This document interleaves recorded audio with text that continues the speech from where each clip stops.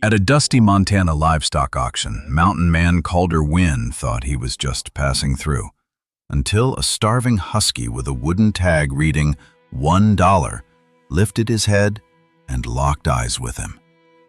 The moment Calder brought Ash back to his silent cabin in the cold Raven Range, the dog began pacing, growling, and staring toward the abandoned rail line behind the ridge. This wasn't fear. This was a warning. Something left behind 20 years ago was calling Ash back. If this story pulls you in, please subscribe to the channel. The first real snow of the year came sliding down from the cold Raven Range the way it always did in late October.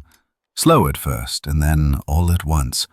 Soft, white teeth closing over timber and rock, and the old scars of men who had tried to tame this country, and mostly failed. Out here in western Montana, where the town of Timberfall clung to the valley like it was afraid the wind might take it, winter wasn't a season so much as a presence, a quiet, patient thing that watched you from the tree line and waited to see who would make it through.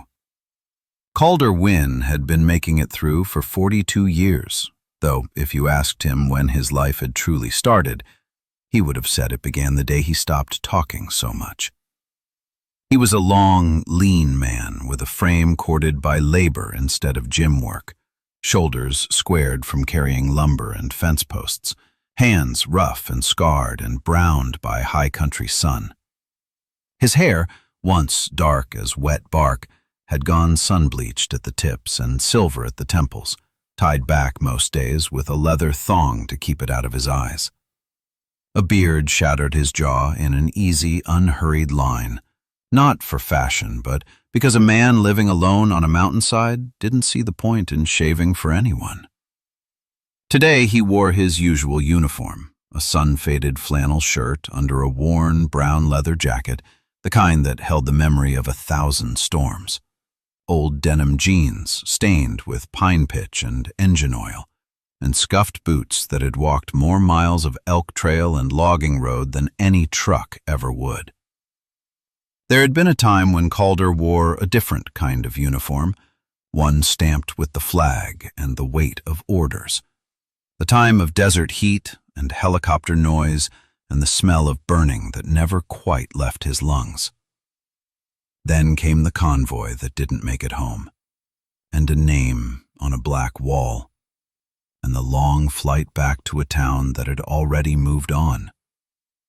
Somewhere between the folded flag and the empty chair at his mother's table, Calder had decided the only thing he trusted anymore was solid earth under his boots and the honest cruelty of weather.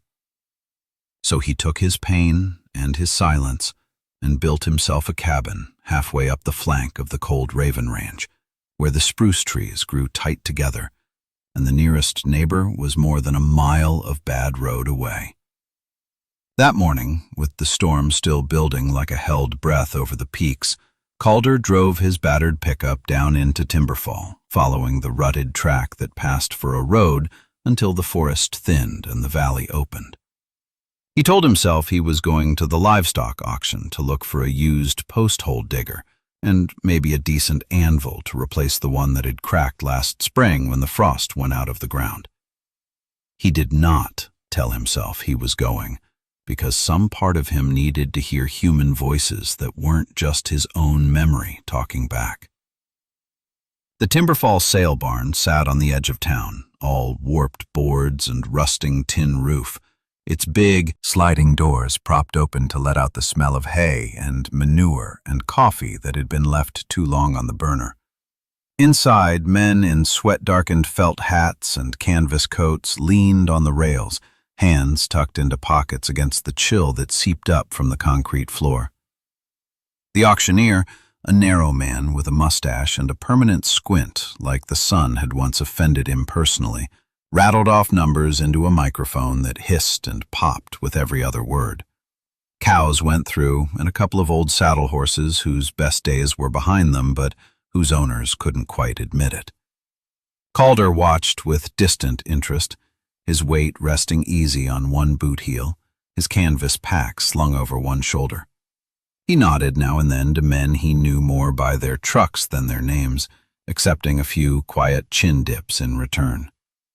It was all part of the choreography of small-town distance, close enough to be polite, far enough not to pry. Then the auctioneer cleared his throat and said, "Next up, we got, well, I don't rightly know why we got him." And two teenagers in barn jackets led something into the ring that made the crowd shift in a way Calder could feel more than see. It was a husky, or something mostly husky, tall and rangy where he should have been thick with winter, ribs like the slats of a broken fence under a coat that had gone dull from bad feed and worse care. His fur had once been a clean white and gray, maybe, but now it carried the yellow of old straw and the brown of too many nights in his own filth. The dog held himself with a wary stillness that didn't match the state of his body, a tension like a pulled wire, ears pricked but not quite trusting, tail low but not tucked. Around his neck hung a cracked leather collar, and from that collar dangled a small wooden tag, roughly cut and burned with 3 characters that landed in Calder's chest like a thrown stone. $1. Some men near the front laughed, the kind of dry, mean sound people make when they're trying not to feel anything. "I wouldn't take him for free," one of them muttered. The auctioneer sighed into the microphone.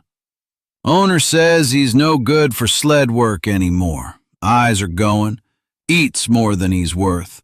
Says if we can't get $1 for him, he's headed for the back of the barn and we won't talk about it again." The teenagers shifted uncomfortably at that, not looking at the dog. Calder felt something cold slide down his spine that had nothing to do with the draft in the barn. The husky had been staring at the ground, but at the sound of the word dollar, as if some invisible thread had tugged at him, he lifted his head. His eyes were not clouded like Calder expected, not yet, anyway. They were a pale, glacial blue, the color of high mountain ice right before spring thaw.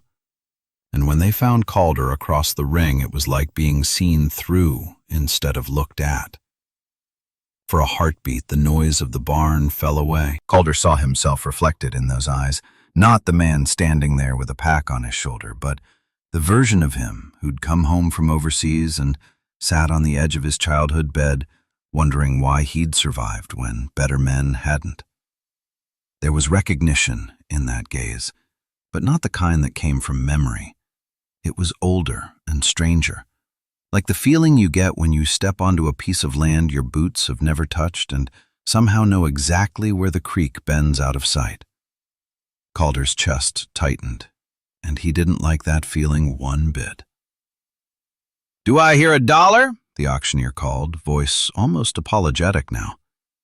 Nobody moved. The dog didn't whine or pull at the rope.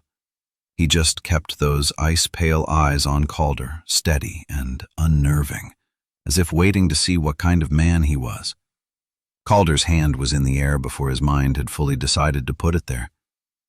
$1, he said, his voice rough from disuse. A couple of heads turned, more in curiosity than surprise. The auctioneer blinked, then nodded quickly, seizing the lifeline. "Got $1. Any other bids?" Silence answered, thick as old dust. "Sold," he said, barely bothering with the gavel. "To win." It wasn't until Calder was signing the crumpled receipt at the office door that he realized he didn't really know why he'd done it. Tools, he reminded himself. He'd come for tools. Instead, he walked back to his truck with a length of rope in his hand and a husky at the other end of it, moving with the careful, precise steps of an animal who'd learned the world could hurt him from any direction. Up close, Calder saw the dog was younger than he'd looked from the rail, maybe 3-4 years at most, the age where a working dog ought to be at his prime. There was a thin line of scar tissue along his right foreleg, old and white, the shape of it suggesting a trap or some man-made cruelty. His paws were big, built for snow, claws worn but not cracked. When Calder reached to adjust the collar, the dog flinched back just enough to show he remembered hands that didn't mean well, then held his ground, muscles drawn tight. "Easy," Calder murmured, surprised at the sound of his own voice, soft in a way he hadn't heard in years. "I'm not the one you've got to be afraid of." The dog studied him for another long breath and then, as if making some private decision, took one step closer. The drive back up the mountain was a slow climb on a washboard road fringed by black pine and bare aspen. The sky had lowered, turning the world into layers of smoked glass, and flakes of snow began to show in the air, first as a rumor, and then as a fact. The husky curled up on the passenger seat, every bump revealing the bones under his fur, but his eyes stayed half open, tracking every curve and shadow, ears flicking at sounds Calder barely registered. Cabin life had taught Calder to respect animals that stayed alert even when they pretended to rest. He glanced over once and said, almost to himself, "Ash," tasting the word. The dog's ears twitched. "You look like something that crawled out of a fire and kept walking. Ash will do." The cabin hugged a narrow ledge halfway up the cold Raven Range, its rough-hewn logs darkened by weather, its roof stitched together from metal and stubbornness. A lean-to shed leaned a little farther every winter but refused to fall. Behind the cabin, the land rose in a steep quilt of spruce and rock, and above that the peaks showed their teeth to the sky. Farther up yet, beyond a stand of old fir, lay a frozen lake that locals said was bottomless, though Calder knew better. Everything had a bottom, even grief. Downhill from the cabin, the trees opened briefly to reveal a scar of rusted iron and rotting timbers, an abandoned rail line that had once ferried logs and ore out of the mountains before trucks and indifference made it obsolete. Folks in town said you could still hear a train on stormy nights if the wind came from the right direction. Calder had heard stranger things in his time and kept most of them to himself. Inside, the cabin was simple but neat. A wood stove with a blackened kettle always half full, shelves lined with jars of beans and coffee and dried meat, a narrow bed against the wall, its quilt worn thin in the places a body folded night after night. Calder showed Ash the corner near the stove where an old blanket lay folded, then stepped back to see what he'd do. The dog circled once, twice, testing the smells, wood smoke, man, leather, the faint lingering trace of a life lived in solitude, then lay down with a sigh that sounded too heavy for his size. Calder cooked a basic supper, eggs, fried potatoes, bacon in a pan that had belonged to his father, and set a portion aside for the dog, watching with a strange tenderness as Ash ate with careful hunger, not gulping like an animal used to fighting for every scrap, but not wasting a crumb either. Over the next few days, the rhythm of shared living began to find them, though it settled more like a truce than a routine. Calder split wood, checked trap lines, repaired a loose section of roof. Ash followed when he wanted, stayed when he didn't. It didn't take long for Calder to notice the oddities. The first was the lake. On the third day, with the sky an iron lid and the air holding that brittle stillness that comes just before serious snow, Calder took a trail that wound past the frozen water, planning to check a line of snares and maybe watch the early ice shift and groan the way it did every year. They'd barely come within sight of the shoreline when Ash stopped dead. The fur along his spine rose in a slow, creeping wave. His ears flattened, mouth closing tight, no panting, no playful curiosity, just a flat, silent refusal. Calder took another step. Ash did not. His eyes were locked on the lake's white surface, but there was something about the way he stared, not at any one point, but at the whole expanse, like a man looking at a grave he didn't remember digging. When Calder tugged gently at the rope, the dog didn't growl or snap. He simply leaned back, muscles braced, body saying no in a language older than words. Calder studied the lake, the dog, the empty shoreline, and for the first time in a long while felt the hair at the back of his own neck lift. "All right," he said quietly. "We'll go your way." The second oddity came at night. More than once, Calder woke to find Ash standing at the narrow window, forepaws on the sill, nose aimed at the sky. The dog's body would be still as carved wood, only the tiny twitch of his ears and the slow flare of his nostrils proving he was alive. His eyes followed something Calder couldn't see, some pattern in the scatter of stars or the blinking of distant plane lights, as if he were waiting for a signal to return. The third came one evening when Calder was sitting on the edge of his bed, oiling the leather of his boots by lamplight. Ash lay nearby, half asleep, the lamplight turning the pale streaks in his fur the color of old snow. Without thinking, Calder reached down and let his calloused fingers trace the line of the dog's collar, feeling for cracks in the leather, for weak spots that might need mending. The reaction was instant. Ash flinched so sharply you'd think Calder had hit him. A low sound rumbled out of his chest, not a threat, but something closer to a moan, and his whole body trembled as if the memory of whatever hands had fastened that collar were running electric through his nerves. Calder froze, hand still, then slowly withdrew. "Easy, boy," he murmured. "I'm not taking anything from you. Not tonight." Ash watched him for a long moment, breath coming a little too fast, then lowered his head back to his paws, the tremor fading but not entirely gone. Calder made a note of it somewhere deep in the quiet ledger he kept inside. By the time the first serious snow decided to commit, 3 days later, man and dog had settled into a wary partnership. The flakes came thick and soft from a low, bruised sky, hissing as they met the old stovepipe and the hotter breath of the chimney. Calder had banked the fire, checked the latch on the door, and was half dozing in his chair when Ash moved. 1 second the dog was curled in his usual spot by the stove, the next he was on his feet, head up, ears pricked toward the door. A growl started low in his chest, not full-throated, not meant to threaten anything in particular, but insistent, like an engine turning over in the cold. He walked to the door in 3 precise steps and stopped there, staring at it, then back at Calder, then at the door again, as if wondering which of them would understand first. "What is it?" Calder asked, though he already knew the dog wouldn't answer in any way he was used to. Ash scratched once at the wood, nails clicking, then let out a soft, urgent whine and pressed his nose hard to the crack beneath the doorframe, sniffing at something only he could catch. The growl came again, steadier now. Not fear, Calder decided. Alert, a call to attention.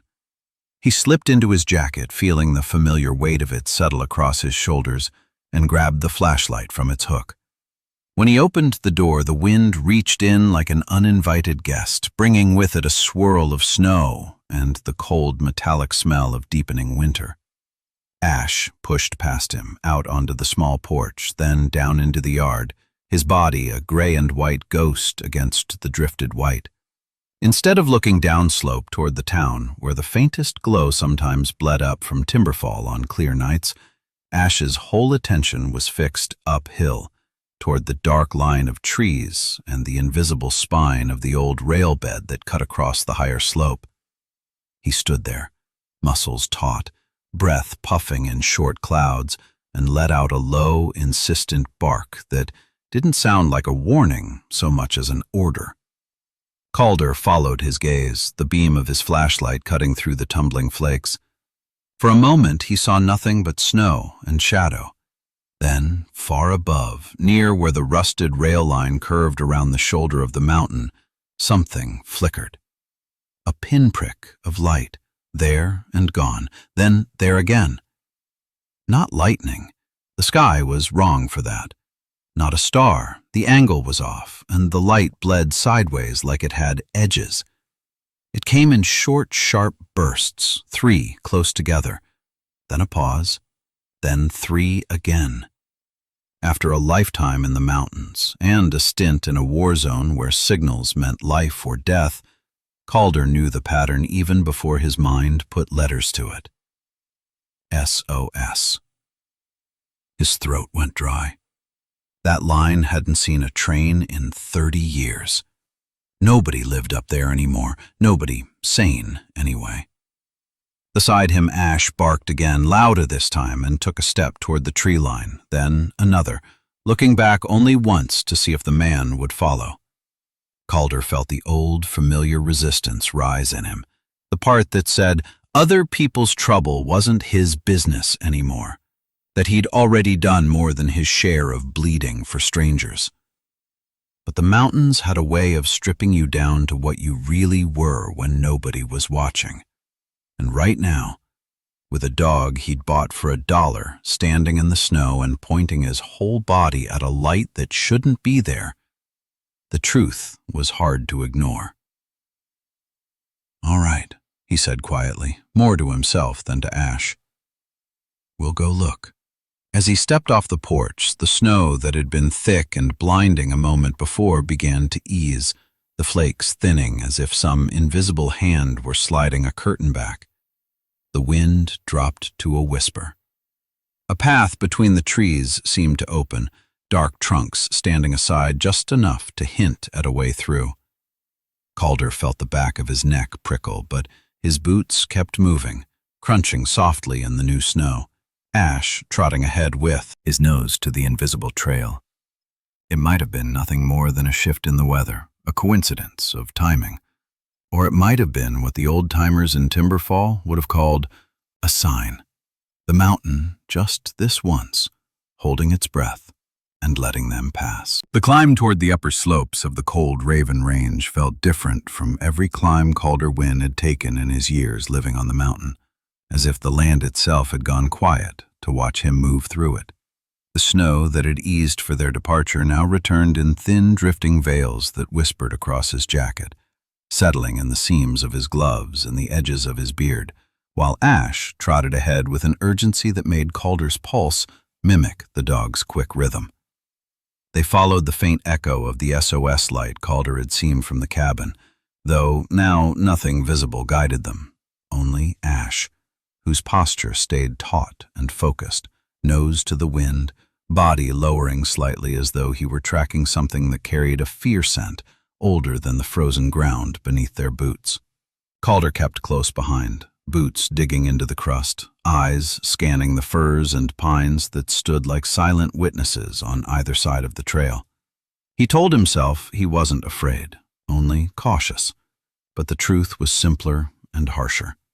A memory from years ago, the shriek of collapsing stone, the blind panic of running to a wounded voice that would fall silent before he reached it, flickered through his mind with every breath.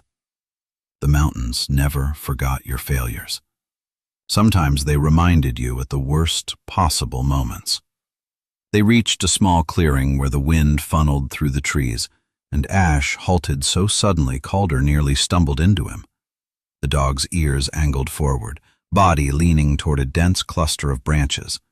Calder pushed past him and saw the first sign, a torn backpack hanging high in the crook of a spruce, dangling from one strap as though flung there by violent force. The pack's fabric had been ripped by rock, not animal teeth, and an embroidered patch still clung to the front. 2 mountains stitched in gold thread and a name faded by exposure. Ellison. Calder felt the weight of that coincidence settle in the hollow behind his ribs, but he shook it off before it rooted too deep. Mountains kept no coincidences, only consequences. He studied the ground beneath the tree and saw the second sign, a long, thin smear of disturbed snow stretching toward a cluster of boulders. A person had slid there recently, the scuff marks fresh, edges still sharp from where boots or hands had tried to find purchase. Ash moved ahead, sniffing, tail stiff, then let out a sound halfway between a whine and a growl as he dipped his head low. Calder knelt beside him and saw the third sign, a thread of blood as fine as a line of ink trailing deeper into the woods. He exhaled, the air shaking with the ghosts of memory. Someone was injured, not days ago, but hours. And in that cold, hours could mean the difference between a body that still held breath and one that didn't. Ash looked back at him, eyes bright with a pleading intelligence that Calder had not seen in any dog since his unit's canine handler had fallen overseas. "You're sure?" Calder murmured. The dog didn't need to answer. He simply turned and began moving again, faster now. They followed the crimson thread through a narrow cut in the rock until Calder's breath began to fog thicker with the steepening terrain. The air grew colder, the wind sharper, an omen or just the mountain's teeth pressing closer. After nearly an hour of climbing, the trees thinned and a squat structure emerged from the swirling snow. Breaker's hut, or what was left of it. The cabin had been abandoned for half a century, old men in town said, built by a miner who'd believed gold veins ran under this ridge. He'd been wrong, and after his death the forest reclaimed the place, burying it one storm at a time. But tonight, the cabin looked violated.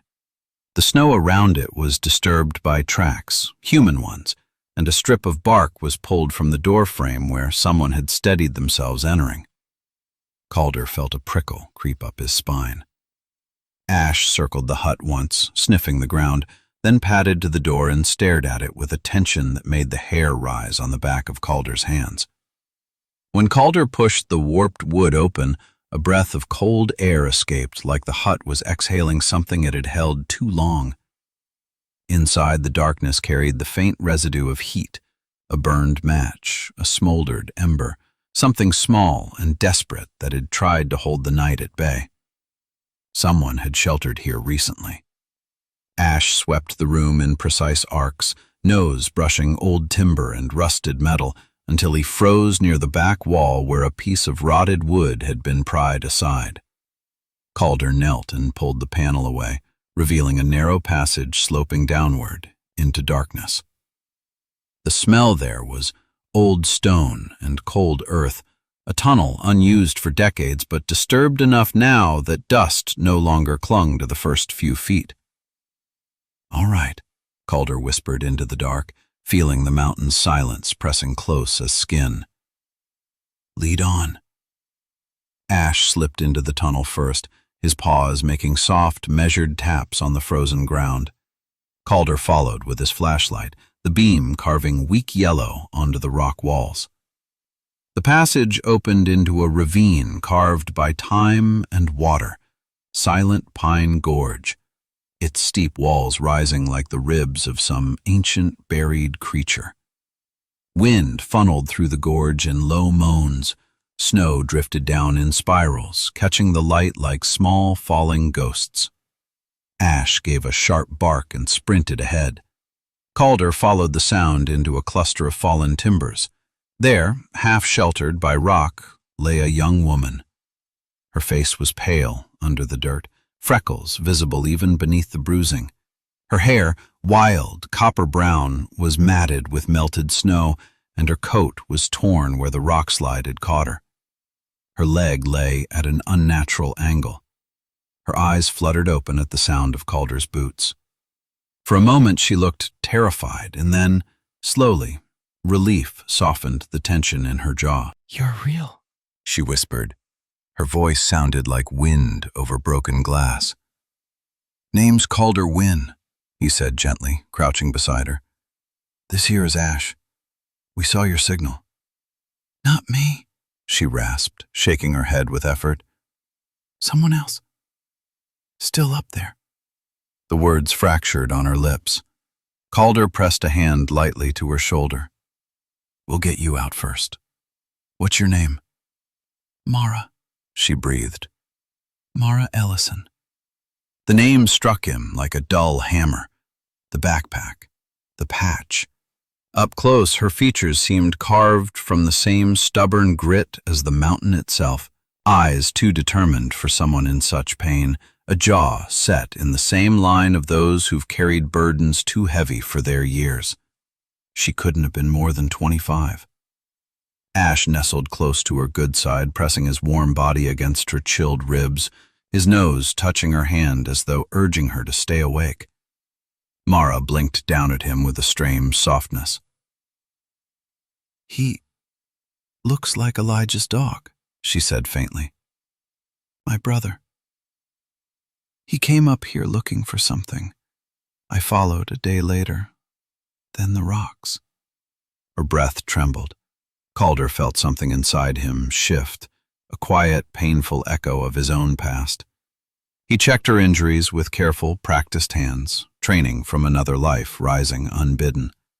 The leg was broken, but not shattered. She'd live if shock or cold didn't take her first. He fashioned a quick splint from broken timber and his scarf, working with calm efficiency while she clung to consciousness. "Why'd your brother come up here?" Calder asked quietly as he worked. "To find someone," she murmured. "Someone people said never came back down." Her eyes fluttered again. Calder steadied her head. "Stay with me." She managed a thin smile. "I didn't think anyone would. Not up here." Calder swallowed something rough in his throat. "You'd be surprised how many ghosts these mountains hide." For a moment their eyes held, her pain and determination meeting his silence and sorrow, and something small but real bridged the space between them. Not romance, not yet, but recognition. Two people carrying different kinds of hurt that somehow fit together. When Calder lifted her into his arms, she winced but didn't cry out. Ash stayed close, pacing beside them as they navigated the uneven gorge. They'd just reached the mouth of the tunnel when Ash stopped, head snapping upward. His ears went rigid, breath forming sharp clouds. Then he threw his muzzle to the sky and released a long, echoing howl that shivered through the gorge. The sound bounced off the stone, stretching into the distance. For a heartbeat, there was only wind. Then, faint, fragile but unmistakable, another howl answered. Not a wolf's, not the sigh of shifting ice. A husky, weak, afraid, alive. Ash surged forward, pulling at the invisible thread between him and the unseen dog. Calder tightened his. "Hold on, Mara," and looked up toward the ridgeline buried in swirling snow. Someone else was out there. Someone who'd tried to call for help with the last of their strength. The SOS hadn't been hers. Mara's fingers clutched at his coat. "Elijah," she whispered. Calder's jaw tightened. "Ash," he murmured, voice steady in a way he hadn't felt in years. "Lead us." The dog looked back once, eyes shining with something ancient and urgent, then bounded toward the ridge. Calder followed, carrying Mara into the freezing dark, and, for the first time in a long while, fear didn't hold him back. Resolve did. And as the three of them disappeared into the blowing snow, Calder made a silent promise to the mountain that had taken so much from him. This time, he would not fail. In the quiet after the storm, when the night finally loosened its grip on the cold Raven Range and the last echo of Ash's call faded into the valley, Calder Wynne realized something he had spent half a lifetime running from. Out here in the stillness, with Mara resting safely by the hearth and two huskies curled together as if they had been born from the same forgotten story, he understood that the mountain had never been his enemy. It had been his teacher, his purifier, and in a way he could not fully name, his deliverance. The trail they had walked, the broken tracks, the desperate SOS, the voices carried in the wind had not been a path of accidents. It had been a path of guidance, a thread woven long before any of them took their first step into the snow. Calder looked at Mara as she slept, her injured leg bound, her breathing easy now. She had carried her own scars into these mountains, just as he had. Yet somehow the wilderness had brought them together, not as two people lost, but as two people found. He thought of Elijah, safe at last, of the way Ash and the other husky had led them through the frozen dark as if guided by something greater than instinct alone. Maybe it was the grace of the land itself. Maybe it was the quiet hand of the Lord working through snow and moonlight. Maybe, Calder decided, it was both. He stepped outside and watched the first golden light of dawn settle across the ridge. The air smelled clean again. The kind of clean that only comes after God washes the world with snow. In that light, Calder understood the lesson the mountains had been trying to teach him for years. That a man does not heal by turning away from his wounds, but by walking through them. That the past is not meant to bury a person, but to shape the strength they carry forward. And that sometimes the rescue we think we are giving is the rescue we have been needing ourselves. It is in the small moments of courage, in showing up, in trusting the call, even when we do not understand it, that we discover how deeply we are held, and how none of us ever truly walk alone. As you finish this story, I invite you to share what part of it spoke to you. I would love to hear your thoughts in the comments. If you would like to join us for more stories of hope, wilderness, and the quiet miracles God still works in the forgotten corners of the world, consider subscribing to the channel. May the Lord watch over you wherever your trail leads next. May He keep your steps steady, your heart open, and your spirit warm, even on the coldest nights.